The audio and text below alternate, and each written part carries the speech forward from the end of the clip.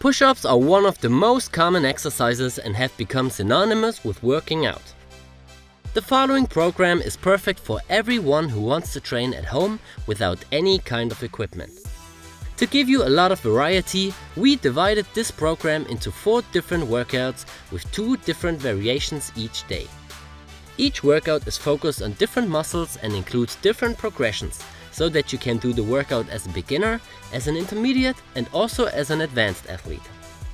All push-up variations in this video are also included in our new home workout program. So if you are looking for a complete step-by-step home workout guide, you should visit calimove.com. Alright, now it's time to start the first workout. The 2 push-up variations we chose for this one are focused on your chest and triceps. The first one is the side-to-side push-up. This exercise is a modified version of the standard push-up. Here you shift your weight more to one side instead of going down to the center. The more you extend one arm and shift your weight to the other side, the harder this exercise gets.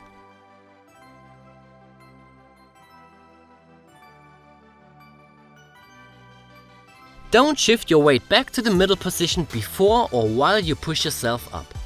This is a compensation and not the goal of this movement. If you can't do the exercise with the correct form, even when you choose a very narrow hand placement, you can make it easier by doing it on your knees. Another option is to do incline side-to-side push-ups on 2 chairs, a table or any other stable object with the right height. The second exercise is the in and out push-up. Here you alternate between the regular and the diamond push-up. Of course, you can also modify this exercise by doing it on your knees or on all objects you can find at home. A chair or a table should do the job quite well, but always keep in mind to not sacrifice full range of motion, but go all the way up and down. If the standard version on the ground is too easy for you, you can make it harder by doing it with an explosive grip switch. Now we move on to the second workout, which includes 2 ab-focused push-up variations. The first one is the gecko push-up. This variation not only has a strong focus on the obliques, it also requires some hip mobility. When you do the gecko push-up, you lift one leg off the ground and move your knee towards your elbow on the same side. In the next rep you do the same, but with the opposite side. When you go down, you rotate your torso a little bit, so that the side which is closer to the ground has a slightly increased range of motion. This is not a problem, because you alternate the sides with each rep.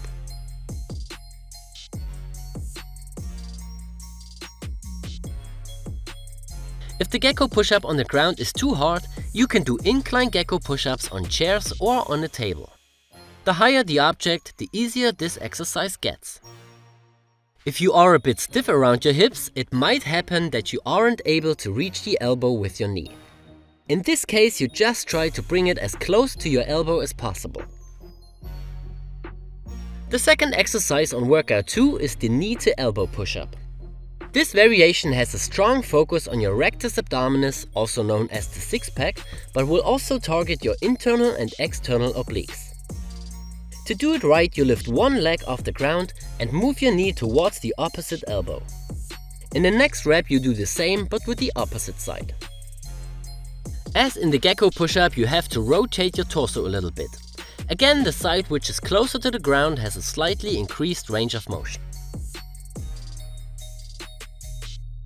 If the knee to elbow push-up on the ground is too hard for you, you can modify it in the same way as the gecko push-up.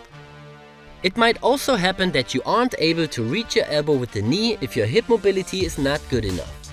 In this case, you simply move it as close as possible.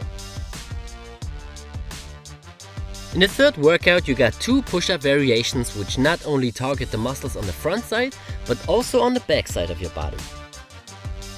Please keep in mind that these variations are no direct replacement for a complete back workout, but they are a good addition to even out the strong focus on the anterior chain of the push-up. The first exercise of this workout is the Cobra push-up. Here you let yourself down like in a regular push-up, move right into the Cobra position and hold it for 1 second. After that you go back to the lowest push-up position and push yourself up again. When you do the Cobra pose, you have to push your arms into the ground, extend your spine actively and push the shoulders and shoulder blades downwards as much as possible. In the basic version, only your feet and your hands have contact to the ground. But if you are an absolute beginner, you can make it easier by also keeping contact to the ground with your knees. As you might know, it's much easier to let yourself down instead of pushing your body up against the gravity. So if you are not able to do the basic version of this movement, you can skip the positive push-up part and just do the negative one in combination with the Cobra pose. The second exercise is the swimmer push-up.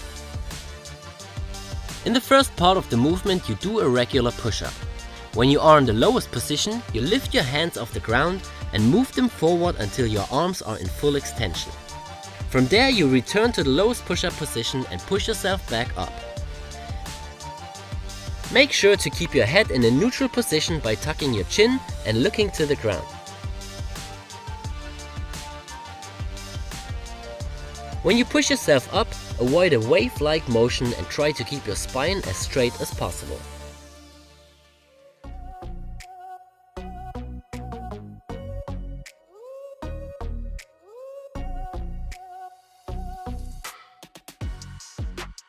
If this exercise is too hard, you can make it easier by either doing it on your knees or doing a modified version on a higher object.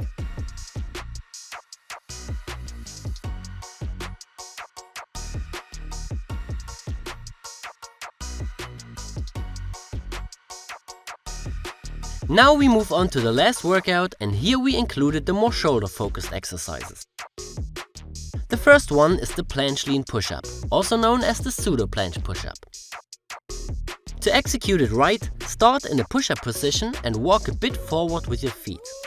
The more you walk forward, the more your shoulders move in front of your wrist and the harder this exercise gets.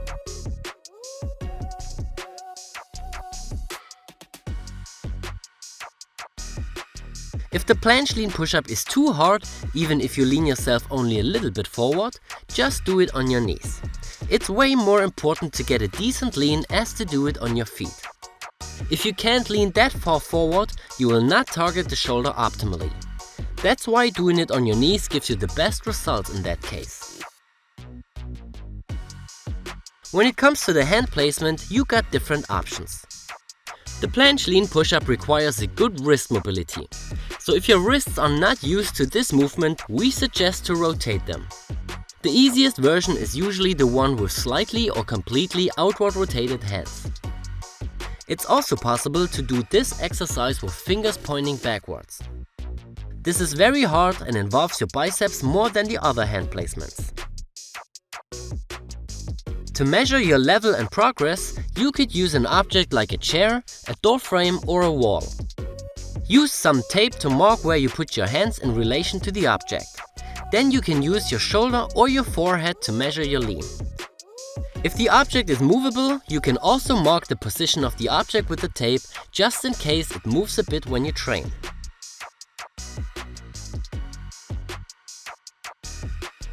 The last exercise is the pike push-up.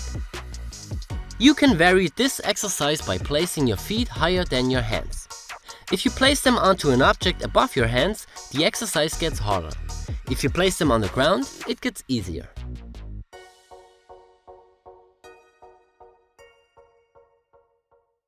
If pike push-ups on the ground are still too hard for you, you can change the angle a little bit. The more vertical you push, the harder this exercise gets. The more horizontal you push, the easier it gets. Always keep in mind that this exercise is still a vertical push movement, so don't go below a 45-degree angle of your upper body. When you do pike push-ups and you are not very mobile, you can bend your knees a little bit. This exercise is not about mobility in the first place, but a good mobility helps you with a clean execution. Alright, this was the complete workout. Now you can take a look at the overview to know when you have to train and when you have to rest.